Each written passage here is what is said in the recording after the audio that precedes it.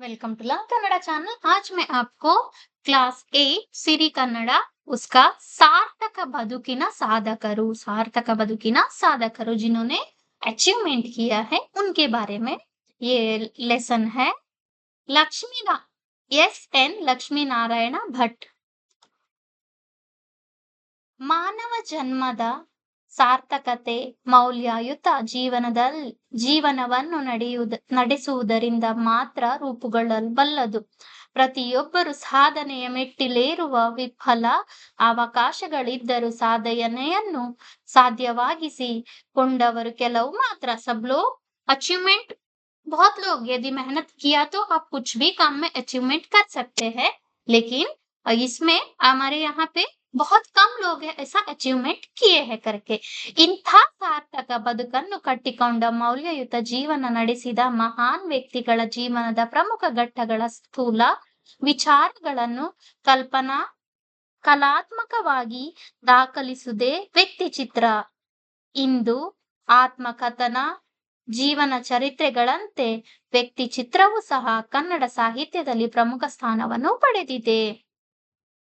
ಅಧಿಕಾರ ಎಂಬುದು ಮನುಷ್ಯನ ವ್ಯಕ್ತಿತ್ವದ ಸ್ವಪರೀಕ್ಷೆ ಎನ್ನುತ್ತಾರೆ. कोई भी एक रेस्पॉन्सिबिलिटी अधिकारी यानी कि वो क्या है, यदि हम लोग मेहनत करोगे तो अपने को एक ರೆಸ್ಪಾನ್ಸಿಬಿಲಿಟಿ ಪೋಸ್ಟ್ मिलेगा. ಲೌಕಿಕ ಆಸೆ ಆಮಿಷಗಳಿಗೆ ಒಳಗಾದ ವ್ಯಕ್ತಿ ಆದರ್ಶ ವ್ಯಕ್ತಿತ್ವ ಹೊಂದಬಲ್ಲ ಎನ್ನುವ ಮಾತಿಗನುಗುಣವಾಗಿದೆ. ಕನ್ನಡ ಸಾಹಿತ್ಯದಲ್ಲಿ ಅಪ್ರತಿಮ ಧೀಮಂತರಾಗಿ ಬೆಳೆದವರು ಡಿವಿಜಿ इनका बारे में दिया है. ಸಾಹಿತಿಯಾಗಿ, ಪತ್ರಕರ್ತರಾಗಿ, ಸಂಪಾದಕರಾಗಿ ಮತ್ತು ರಾಜಕಾರಣಿಯಾಗಿದ್ದರೂ ಸಹ ಬದುಕಿನ ಮೌಲ್ಯಗಳಿಗೆ ಬೆಲೆ ಕೊಟ್ಟು ಜೀವನವನ್ನು ಸಾರ್ಥಕಗೊಳಿಸಿಕೊಂಡ ಈ ಮಹಾನ್ ಸಾಧಕ आदर्श बदुकिन चित्रणवन्नु ई पद्यदल्ली नोडोण. डीवीजी का बारे में इस पार्ट में दिया हुआ है, इस लेसन में दिया हुआ है. ಡಿವಿಜಿ ಅವರು ತಮ್ಮೊಡನೆ ಮಾತು ನಿಲ್ಲಿಸಿ ಬಿಟ್ಟರೆಂದರೆ ದಿವಾನ್ ಮಿರ್ಜಾ ಸಾಹೇಬರಿಗೆ ಕಳವಳವಾಗಿ ಹೋಗುತ್ತಿತ್ತು. ಆಪ್ತರೆದುರು ಅದನ್ನು ತೋಡಿಕೊಂಡು ನಮ್ಮದು ಏನೂ ತಪ್ಪಿಲ್ಲ ಎಂದರು. ಅದಕ್ಕಾಗಿ ಅವರಿಗೆ ಮೂಲಕ ಪ್ರಯತ್ನ ಕೂಡ ಮಾಡಿದರು. ಆ ಕಾಲದ ದೊಡ್ಡ ದಿವಾನರನ್ನು ತಮ್ಮ ಸ್ನೇಹಕ್ಕಾಗಿ ಹೀಗೆ ಆತೊರೆಯುವಂತೆ ಮಾಡಿದ ವ್ಯಕ್ತಿಯೇನು ಸಾಮಾನ್ಯರೇ? ಹಾಗೆಂದು ಅವರೇನು ದೊಡ್ಡ ದೊಡ್ಡ ಡಿಗ್ರಿ ಪಡೆದವರಲ್ಲ. ಎಸ್.ಎಲ್.ಎಲ್.ಸಿ ಕೂಡ ದಾಟದ ಹೋದು. ಭಾರಿ ಶ್ರೀಮಂತರೋ ಎಂದರೆ ದಿನದ ಅಗತ್ಯ ಪೂರೈಸಿದ್ದೇ ಹೆಚ್ಚು ಎನ್ನುವಂತ ಕೆಲಸ. ಸರ್ಕಾರಿ ಉದ್ಯೋಗವಲ್ಲವಾಗಿ ದೊಡ್ಡ ಅಧಿಕಾರದ ಮಾತಂತೂ ಇಲ್ಲವೇ ಇಲ್ಲ. ಆದರೆ ಮೈಸೂರು ರಾಜ್ಯದ ಪರಮೋಚ್ಚ ಅಧಿಕಾರ ಹಿಡಿದಿದ್ದ ಮಿರ್ಜಾ ಸಾಹೇಬರು ಅವರ ಸ್ನೇಹ ತಪ್ಪಿತೆನಿಸಿ ಕಳವಳಗೊಂಡರು. यानी कि डीवीजी का फ्रेंडशिप जो मिर्जा साहेब है उनसे दोनों दूर होने लगे करके उनको, जो मिर्जा साहेब थे उनको अंदर से बहुत बुरा फील होने लगा. आगेंदु ಅವರೇನು ದೊಡ್ಡ ಡಿಗ್ರಿ ಪಡೆದವರಲ್ಲ. वो इतना बड़ा डिग्री पढ़े हुए नहीं है, एसएसएलसी ಕೂಡ ದಾಟಬಹುದು. एसएसएलसी भी पास नहीं किया. ಭಾರಿ ಶ್ರೀಮಂತರು ಎಂದರೆ ದಿನದ ಅಗತ್ಯ ಪೂರೈಸಿದ್ದೇ ಹೆಚ್ಚು ಎನ್ನುವಂತ ಕೆಲಸ. ಸರ್ಕಾರಿ ಉದ್ಯೋಗವಲ್ಲವಾಗಿ ಅಧಿಕಾರ ಹಿಡಿದಿದ್ದ ಮಿರ್ಜಾ ಸಾಹೇಬರು ಅವರ ಸ್ನೇಹ ತಪ್ಪಿತೆನಿಸಿ ಕಳವಳಗೊಂಡಿದ್ದರು. ಇಂಥ ಸತ್ವಶಾಲಿ ವ್ಯಕ್ತಿತ್ವ ಡಿವಿಜಿಗೆ ಬಂದದ್ದು ಹೇಗೆ? ಕೇವಲ ಶೀಲ, ವಿವೇಕ, ನಿಷ್ಕೃಷ್ಟತೆ, ಸ್ವಯಂ ಅರ್ಜಿತ ಪಾಂಡಿತ್ಯ, ಸಾರ್ವಜನಿಕ ಹಿತಾಸಕ್ತಿಗಳ ಬಲದಿಂದ. ಮಿರ್ಜಾರ ಕಾಲಕ್ಕೆ ಡಿವಿಜಿ ದೊಡ್ಡ ಮೇಧಾವಿ ಎಂದು ವಿದ್ಯಾವಂತರ ವಲಯದಲ್ಲಿ ಹೆಸರಾಗಿದ್ದರು. यानी कि डीवीजी एक बहुत बड़ा साधक थे उस वक्त पे. ಡಿವಿಜಿ ಅವರ ಹುಟ್ಟೂರು ಕೋಲಾರ ಜಿಲ್ಲೆಗೆ ಸೇರಿದ ಮುಳಬಾಗಿಲು. उनका जन्म कहाँ हुआ था? ಕೋಲಾರ ಜಿಲ್ಲಾ में ಸೇರಿದ ಮುಳಬಾಗಿಲು. ಅವರದ್ದು ವೇದಶಾಸ್ತ್ರ ಸಂಪನ್ನರಾದ ಹಿರಿಯರಿದ್ದ कुटुंब यानी कि उनका जो फैमिली था वो बहुत बड़ा फैमिली था. ಅವರ ತಂದೆ ವೆಂಕಟ ರಮಣಯ್ಯ, ತಾಯಿ ಅಲಮೇಲಮ್ಮ. ಡಿವಿಜಿ ಅವರ ಮನಸ್ಸಿನ ಮೇಲೆ ಪ್ರಭಾವ ಬೀರುವ ವ್ಯಕ್ತಿಗಳು ಇಬ್ಬರು. यानी उनका पेरेंट्स ही उनका इंस्पिरेशन है. ಒಬ್ಬರು ಅವರ ಅಜ್ಜಿ ಎಂದರೆ ತಾಯಿಯ ತಾಯಿ ಸಾಕಮ್ಮ. ತಾಯಿಯ ತಾಯಿ ಮದರ್ಕ ಅಂತ ಸಾಕಮ್ಮ. ಮಹರ್ಷಿ ಪ್ರಾಯರಾದ ಚೇತನ ಎಂದು ಡಿವಿಜಿ ಅವರನ್ನು ವರ್ಣಿಸಿದ್ದಾರೆ. ಇನ್ನೊಬ್ಬರು ಅವರ ಸೋದರ ಮಾವ ತಿಮ್ಮಪ್ಪ. ಪ್ರಸಿದ್ಧ ಕೃತಿಯಾದ ಕುಂಕುತಿಮ್ಮನ ಕಗ್ಗದಲ್ಲಿ ತಿಮ್ಮ ಅವರ ಹೃದಯ ಸ್ಪರ್ಶಿಸಿಯಾದ ಚಿತ್ರಣವಿದೆ. ಆ ಚಿತ್ರಕ್ಕೆ ಆಧಾರವಾದ ವ್ಯಕ್ತಿ ಈ ತಿಮ್ಮಪ್ಪನವರೇ. यानी वो एक चित्रकार थे, उनका मामा. ಡಿವಿಜಿ ಮುಳಬಾಗಿಲು ಆಂಗ್ಲೋ ವರ್ನಾಕ್ಯುಲರ್ ಶಾಲೆಯಲ್ಲಿ ಲೋವರ್ ಸೆಕೆಂಡರಿ ಶಿಕ್ಷಣವನ್ನು ಪೂರ್ಣಗೊಳಿಸಿದರು. देखो उनका शिक्षण कहाँ हुआ था? आंग्लो वर्नाक्युलर ಶಾಲೆಯಲ್ಲಿ ಲೋವರ್ ಸೆಕೆಂಡರಿ ಶಿಕ್ಷಣ यानी कि उन्होंने हाई स्कूल किए थे. ಮುಂದಿನ ಓದಿಗೆ ಬೇರೆ ಊರಿಗೆ ಹೋಗಬೇಕು. ನೆಕ್ಸ್ಟ್ ಎಜುಕೇಶನ್ को उनको बाहर जाना था. ಆದರೆ ಹಣದ ಅನುಕೂಲವಿಲ್ಲ, क्योंकि उनके पास पैसा नहीं था. ಓದು ಇಲ್ಲಿಗೆ ಸಾಕು ಎಂದು ತಂದೆ ಅಜ್ಜಿ ತೀರ್ಮಾನಿಸಿದರು. उनका पापा और अज्जी बोलते हैं, अज्जी यानी दादी माँ बोलते हैं, अभी आपका एजुकेशन यहाँ पे बंद कर दो करके. ಆದರೆ ಡಿವಿಜಿ ಅವರ ಭಾಗ್ಯ ಎಂಬಂತೆ ಅವರ ಸಹಾಯಕ್ಕೆ ಬಂದವರು रसूल खान करके उनका हेल्प के लिए आते हैं. ಆತನೊಬ್ಬ ಬಂಡಿ ಹೊಡೆಯುವ ವ್ಯಕ್ತಿ, ಬಡವ, ಪ್ರಾಮಾಣಿಕ. ಡಿವಿಜಿ ಅವರ ತಂದೆಗೆ ಬೇಕಾದವರು ಬಂಡಿ ಹೊಡೆಯುವ ವ್ಯಕ್ತಿ. यानी कि उस वक्त पे जो चलाता था, लाइक 2 बैलों को लेके इधर उधर जाने के लिए चलाते थे ना, उसको बोला जाता है. ಡಿವಿಜಿ यानी वो आते हैं और उनका हेल्प करते हैं. ಡಿವಿಜಿ ಅವರ ತಂದೆಗೆ ಬೇಕಾದದ್ದು ಗುಂಡಣ್ಣ, ತುಂಬಾ ಚುರುಕಾದ ಹುಡುಗ, ಅವನು ಮುಂದೆ ಓದಲೇಬೇಕು ಅಂತ रसूल खान हठ हिडिದು ಬಿಟ್ಟ. यानी कि वो बोलते हैं, आपका बेटा बहुत अच्छा पढ़ाई करता है, उसका पढ़ाई को आप स्टॉप मत करो करके बोलते हैं. ಅವನನ್ನು ನನ್ನ ಬಂಡಿಯಲ್ಲಿ ಕೂರಿಸಿಕೊಂಡು ಬೌರಿಂಗ್ ಪೇಟೆ, ಬಂಗಾರಪೇಟೆಗೆ ಹೋಗ್ತೀನಿ. यानी कि मैं अपना गाड़ी पे उसको लेके जाऊंगा. ಬೆಂಗಳೂರಿನ ರೈಲಿನಲ್ಲಿ ಕೂರಿಸಿ ಟಿಕೆಟ್ ಕೊಡಿಸಿ ₹1 ಕೈಗೆ ಖರ್ಚಿಗೆ ಬಿಟ್ಟು ಬಿಡ್ತೀನಿ. यानी उसको टिकट के लिए ₹1 देके मैं बेच देता हूँ. ಅವನ ಓದು ಮಾತ್ರ ನಡಿಲೇಬೇಕು. उसका पढ़ाई होना ही चाहिए. ರಸೂಲ್ ಖಾನ್ನ ಈ ನಿರ್ಧಾರ ಎಲ್ಲರನ್ನು ದಂಗು ಬಡಿಸಿತ್ತು. ಅವನು ಹೇಳಿದಂತೆಯೇ ನಡೆಯಿತು. ಡಿವಿಜಿ ಬೆಂಗಳೂರನ್ನು ಕಂಡದ್ದು ಹೀಗೆ रसूल खानನ ದಯೆಯಿಂದ. यानी कि रसूल खान ने हेल्प किया, इसलिए वो बैंगलोर आए. ವಿಶ್ವೇಶ್ವರಯ್ಯ ಅವರ ದಿವಾನರಾಗಿದ್ದ ಕಾಲ. ಡಿವಿಜಿ ಆಗ ಯುವ ಪತ್ರಕರ್ತ. ಡಿವಿಜಿ एक पत्रकर्त बन गए. ದಸರಾ ಉತ್ಸವ ಬಂತು. ದಸರಾ का फेस्टिवल आया. ರಾಜ್ಯದ ಎಲ್ಲಾ ಪತ್ರಿಕೆಗಳಲ್ಲಿಯೂ ಅದರ ವಿಶೇಷ ವರದಿ ನೀಡಿದವು. राज्य का हर पत्रकार उसका विशेष यानी कि जो दशहरे के बारे में लिखे. ಇದಾದ 4 ದಿನಕ್ಕೆ ಪತ್ರಕರ್ತರಿಗೆಲ್ಲ ಸರ್ಕಾರದಿಂದ ದೊಡ್ಡ ಮೊತ್ತ ಸಂಭಾವನೆ ರೂಪದಲ್ಲಿ ದೊರೆಯಿತು. उसके बाद 4 दिन में ही सारे पत्रकर्तों को सरकारी से पैसा मिला. ಡಿವಿಜಿಗೆ ತಮಗೆ ಬಂದಿದ್ದ ಹಣ ಸಹಿತ ದಿವಾನರಲ್ಲಿಗೆ ಬಂದರು. ಡಿವಿಜಿ पैसा लेके दीवान जी के पास आते.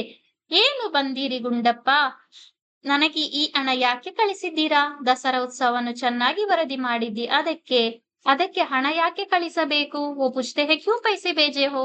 ಪತ್ರಕರ್ತರಿಗೆ ಓಡಾಟ ಖರ್ಚು ಇರುತ್ತದೆ, ಅಲ್ಲದೆ ಇಂದಿನಿಂದ ಬಂದ ಪದ್ಧತಿಯನ್ನೇ पहले से हम दे रहे पत्रकर्तों को पैसा.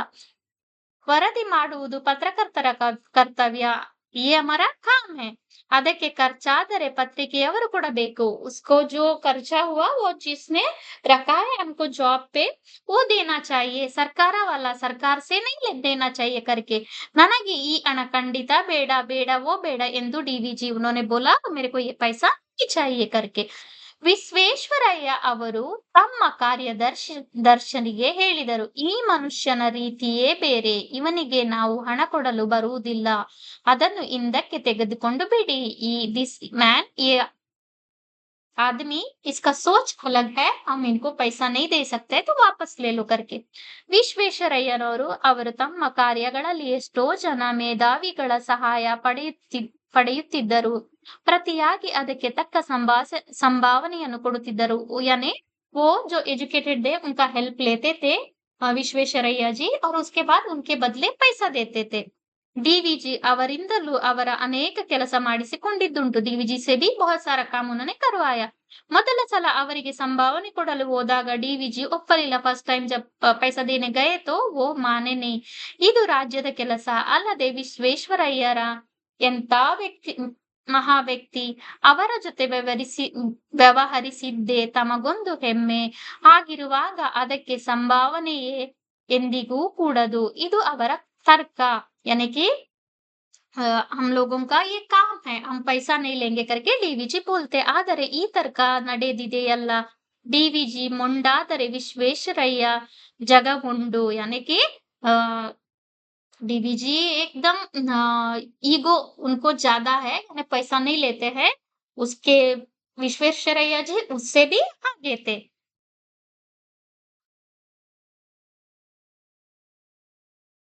ಇದು ನನ್ನ ವ್ಯಕ್ತಿತ್ವದ ಕೆಲಸ. ನನಗೆ ಇದಕ್ಕೆ ಹಣ ಬರುತ್ತದೆ. ನೀವು ತೆಗೆದುಕೊಳ್ಳಲೇಬೇಕು. ये मेरा काम है, आप मेरे को इसलिए पैसा आता है तो आपको भी लेना पड़ेगा. ಇದು ಇಲ್ಲದಿದ್ದರೆ ಮುಂದೆ ನಿಮ್ಮ ಸಹಾಯವೇ ಬೇಡ ಎಂದು ಒಪ್ಪಿಸಿಕೊಂಡರು. नहीं तो तुम हेल्प मत करो, आगे से मैं कोई काम आपको बताऊंगा नहीं. ಆಯ್ತು ತೆಗೆದುಕೊಳ್ಳುತ್ತೇನೆ ಡಿವಿಜಿ ಒಪ್ಪಿದರು. उसके बाद उन्होंने ವಿಶ್ವೇಶ್ವರಯ್ಯ जी से पैसा लेने के लिए हाँ बोल दिया. ಮುಂದೆ ವಿಶ್ವೇಶ್ವರಯ್ಯ ಅವರಿಗೆ ಪ್ರತಿ ಸಲವೂ ಚೆಕ್ ಕೊಡುತ್ತಾ ಹೋದರು. ಡಿವಿಜಿ ಪಡೆಯುತ್ತಾ ಹೋದರು. ಆದರೆ ಆ ಚೆಕ್ಗಳು ಬ್ಯಾಂಕಿನ ಮೆಟ್ಟಿಲನ್ನು ಹತ್ತಿದರೆ ತಾನೇ ಚೆಕ್ देते थे, लेकिन वो कभी अपना नाम पे ಡ್ರಾ नहीं करते थे. ಹಣವನ್ನು ಸರ್ಕಾರದ ಸಹಾಯವನ್ನು ಇಷ್ಟು ಉದಾಸೀನ ಮಾಡಿದ ವ್ಯಕ್ತಿ ಎಂತ ಶ್ರೀಮಂತರಿದ್ದಿರಬಹುದು. ಒಮ್ಮೆ ಡಿವಿಜಿಯ ಬಂಧುಗಳೊಬ್ಬರು ಮನೆಯಲ್ಲಿ ಒಂದು ಉತ್ಸವ ನಡೆಯಿತು. ಡಿವಿಜಿಗೆ ಹೋಗಲು ಆಗಲಿಲ್ಲ. ಮಕ್ಕಳನ್ನು ಕಳಿಸಿದರು. ಆರತಿ ಅಕ್ಷತೆಯ ಹೊತ್ತಾದರೂ ಹೆಂಡತಿ ಮನೆಯಲ್ಲೇ ಇದ್ದಾರೆ. ಗಂಡ ಅಸಮಾಧಾನದಿಂದ ಹೇಳಿದರು, ನೀನು ಉತ್ಸವಕ್ಕೆ ಹೋಗುವುದಿಲ್ಲವೇ? ಇಲ್ಲ. ಯಾಕೆ? ಮಕ್ಕಳನ್ನು ಕಳಿಸಿದ್ದೇನಲ್ಲ. ಅದು ಸರಿ, ನೀನು ಹೋಗಬೇಕಷ್ಟೇ. ಅವರು ನಮಗೆ ಬಹಳ ಬೇಕಾದವರು. ನೀನು ಹೋಗದಿದ್ದರೆ ಬೇಸರ ಪಡುವುದಿಲ್ಲವೇ? यानी कि वो प्रोग्राम पे तुमको जाना है, नहीं गए तो उनको बुरा लग जाएगा करके बोलते हैं. ಮನೆಯಲ್ಲಿ ಯಾರಾದರೂ ಇರಬೇಕಲ್ಲ, घर पे कोई रहना चाहिए ना. ನಾನು ಇರುತ್ತೇನೆ, ನೀನು ಹೋಗಿ ಬಾ. हम रहेंगे, आप जाके आ जाओ करके बोलते हैं. ಅವರ ಹೆಂಡತಿ ಏನೇನೋ ಸಬೂಬು ಹೇಳಿದರು. ಡಿವಿಜಿ ಅದಕ್ಕೆ ಉತ್ತರ ಕೊಡುತ್ತಲೇ ಹೋದರು. ನಿಜವಾದ ಕಾರಣ ಕಡೆಗೆ ಹೊರಬರಲೇಬೇಕಾಯಿತು. ನಾನು ಹೇಳಬಾರದೆಂದಿದ್ದೆ. ನೀವು ಪಟ್ಟು ಹಿಡಿದು ನನ್ನ ಬಾಯಿ ಬಿಡಿಸುತ್ತಿದ್ದೀರಾ. ನನ್ನ ಹತ್ತಿರ ಇರುವುದು ಇದೊಂದೇ ಸೀರೆ. ಇದು ಒಂದೆರಡು ಕಡೆ ಹರಿದಿದೆ. ನಾನು ಈ ಬಟ್ಟೆಯಲ್ಲಿ ಹೊರಗೆ ಕಾಣಿಸಿಕೊಂಡರೆ ಜನ ನಿಮ್ಮನ್ನು ಕುರಿತು ಆಡಿಕೊಳ್ಳುವುದಿಲ್ಲವೇ? वो क्यों नहीं जाते थे? क्योंकि उनकी वाइफ के पास एक ही साड़ी था और वो फटा हुआ था. वो पहन के मैं अभी यदि प्रोग्राम में जाऊंगा तो आपको कोई कुछ बोलेंगे करके वो नहीं गए.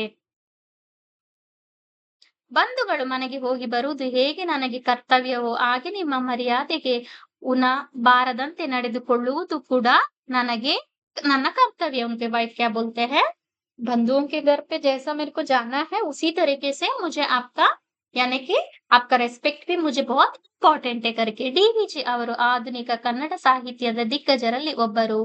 ಕನ್ನಡ ಸಾರಸತ್ವ ಲೋಕದ ಭೀಷ್ಮ ಎಂದು ಕರೆಸಿಕೊಂಡರು. ಕನ್ನಡ ಸಾರಸತ್ವ ಲೋಕದ ಭೀಷ್ಮ ಇಸ್ ಅ ಡಿವಿಜಿ. ಅವರದ್ದು ಹೋಲಿಕೆ ಇಲ್ಲದ ಅಪೂರ್ವ ವ್ಯಕ್ತಿತ್ವ. ಇತರ ಸಾಹಿತಿಗಳಂತೆ ಅವರು ಸಾಹಿತಿ ಮಾತ್ರವಾಗಿರಲಿಲ್ಲ, ಹೆಸರಾಂತ ಪತ್ರಕರ್ತರೂ ಆಗಿದ್ದರು. वो सिर्फ कवि नहीं थे, वो एक बहुत बड़ा पत्रकार भी थे. ಹಿರಿಯ ವೇದಾಂತಿಯಾಗಿದ್ದರು. ರಾಜ್ಯಶಾಸ್ತ್ರದಲ್ಲಿ ಆಳವಾದ ತಿಳುವಳಿಕೆಯುಳ್ಳವರಾಗಿದ್ದರು. ಸಾರ್ವಜನಿಕರ ಜೀವನಕ್ಕೆ ಸಂಬಂಧಿಸಿದ ಎಲ್ಲಾ ವಿಚಾರಗಳ ಮಂಥನಕ್ಕಾಗಿ ಖಗೋಳ ಸಾರ್ವಜನಿಕ ಸಂಸ್ಥೆಯಂತ ಪ್ರಸಿದ್ಧ ಸಂಸ್ಥೆಯನ್ನು ಕಟ್ಟಿದ ಸಾಹಿತಿ ಬೇರೆ ಯಾರಿದ್ದಾರೆ? ಅವರನ್ನು ಧೀಮಂತ ಎಂಬ ಮಾತಿನಿಂದ ವರ್ಣಿಸುವುದು ಸರಿಯಾದೀತೋ? ಅವರು ಬರೆದ ಕವಿತೆಗಳು ಅವರ ವ್ಯಕ್ತಿತ್ವವನ್ನು ಬಹಳ ಸೊಗಸಾಗಿ ವರ್ಣಿಸುತ್ತದೆ. ಈ ಸಾಲುಗಳನ್ನು ಗಮನಿಸಿ. ವನಸೋ ಮದೋಲೆನ್ನ ಜೀವನವು ವಿಕಾಸಿಸುವಂತೆ ಮನವನಗೊಳಿಸು ಗುರುವೇ ಏ ದೇವ ಕಾನನದಿ ಮಲ್ಲಿಗೆಯು ಮೌನದಿಂ ಬಿರಿದು ನಿಜ ಸೌರಭವ ಸೂಸಿ ನಲವಿಂ ತಾನೆಲೆಯ ಪಿಂತಿರ್ದು ದೀನತೆಯ ತೋರಿ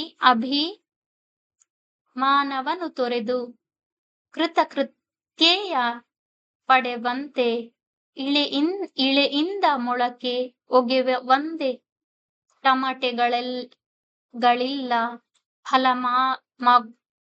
ಮಗುವಂಥ ತುತ್ತೂರಿ ದಯೆ ಇಲ್ಲ ಬದುಕಿವ ಸೂರ್ಯಚಂದ್ರ ದೊಂದು ಸದ್ದಿಲ್ಲ ಹೋಲಿ ನಿನ್ನ ತುಟಿಗಳು ಮಂಕುತಿಮ್ಮ.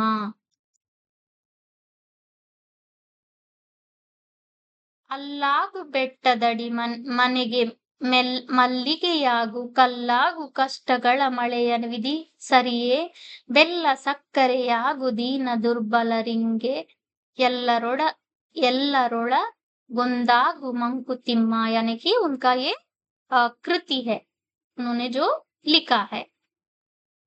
डॉक्टर एच लक्ष्मणा भट्टा, ये कृतिकाररा परिचय. इसका क्वेश्चन आंसर नेक्स्ट इसमें मैं बताती हूँ. जिन्होंने भी अभी तक मेरा चैनल सब्सक्राइब नहीं किया है, please subscribe my channel. Thank